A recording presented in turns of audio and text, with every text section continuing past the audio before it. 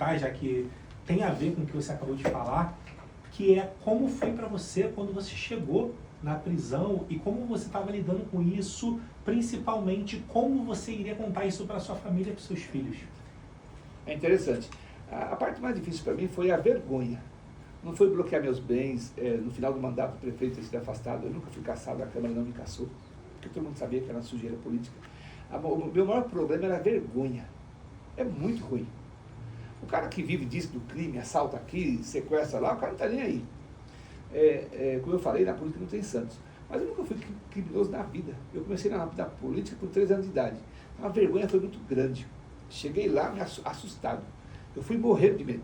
Modéstia à parte, eu sou um homem corajoso, mas eu cheguei lá morrendo de medo. Minha vida acabou. Aí, graças a Deus, eu me deparei com uma situação um pouquinho mais tranquila, né? De cara, assustado, com medo. Falei, alguém vai cortar minha cabeça aqui nesse lugar. Eu ouvia falar de estupro em presídios, né? Depois eu fiquei sabendo que o PCC, e não quero entrar no mérito da questão, o PCC proibiu estupro nas cadeias, proibiu crack nos presídios, né? E uma vez eu até brinquei, algumas pessoas não gostaram. Eu queria muito que o PCC decretasse o fim de latrocínios, né? Enfim, graças a Deus eu não passei por nada disso, mas isso existe em muitos presídios no Brasil, a violência é muito grande, né? Então, para mim foi um trauma gigantesco, mas eu consegui ficar forte, porque eu tinha uma base que você também tem, que é a família, e alguns poucos amigos de verdade. Nessa hora a gente sabe quem é quem, né? É igual a gente tem um emprego, você aqui, o seu podcast maravilhoso, a gente tem um monte de amigos.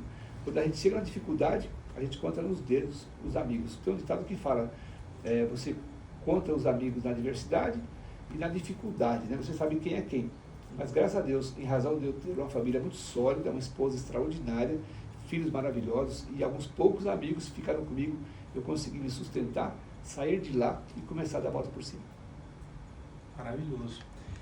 Próxima pergunta, acho que dá para ser a saideira, né? Fechado. Vou falar aqui. Vamos lá para a última. A pergunta do Vitor Augusto. Esses criminosos sofrem retaliação dos próprios presos? Ou lá realmente é que nem na série? Todos entendem que todos erraram? Essa pergunta é muito boa e curiosa. Quando o Alexandre Nardoni chegou em Tremembé, depois de ter, segundo o júri popular e o judiciário, as investigações, matado a filha junto com a esposa Ana Carolina Jatobá, à noite, quando ele ia dormir, os presos ficavam gritando. Assim, tem o pavilhão 1 em Tremembé, onde ficam políticos, empresários, médicos, engenheiros, estupradores, assassinos de crianças, é um horror. Pavilhão 1, 2 sujeitos por cada cela, por cada compartimento. Pavilhão 2 fica do lado, homens da segurança pública, policial militar, civil, agente penitenciário que foram presos. Mas não sei por qual situação, o Nardoni e o Abdelmaci estavam no pavilhão 2. Quando o Nardoni chegou lá, ele foi muito hostilizado. O crime foi terrível, né? E à noite os presos gritavam, papai, não me joga, eu não sei voar. Papai, não me joga da janela, papai. E ele me contou depois, em entrevista, que ele não conseguia dormir, com medo e também por ter sido hostilizado. Então, em Tremembé não tem violência nenhuma, mal se fala palavrão. Mas quando o sujeito chega lá, um crime tão terrível e pesado, ele sofre hostilidade nesse aspecto verbal. Eu presenciei também lá algumas situações quando chegavam alguns presos.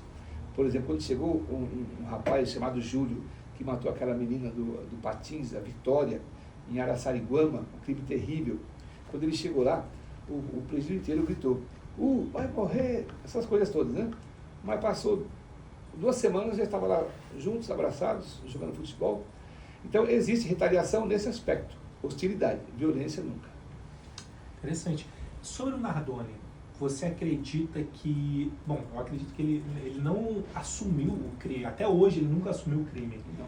Na sua concepção, por você ser uma pessoa muito observadora, o que você acha que aconteceu? Essa pergunta é dura, é difícil.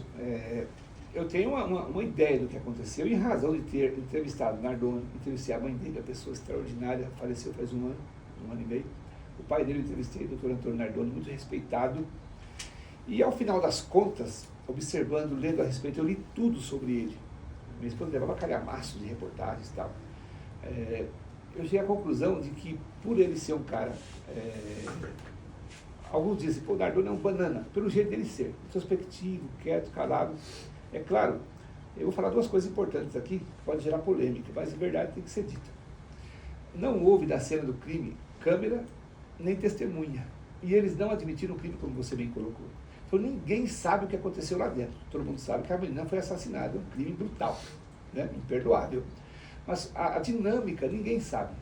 Foi uma linha de investigação que a polícia, que é séria, levou adiante e chegou àquela conclusão final de que a Ana Carolina Jatobá bateu na testa da criança com um objeto corpo contundente, foi jogada no chão, etc. e tal.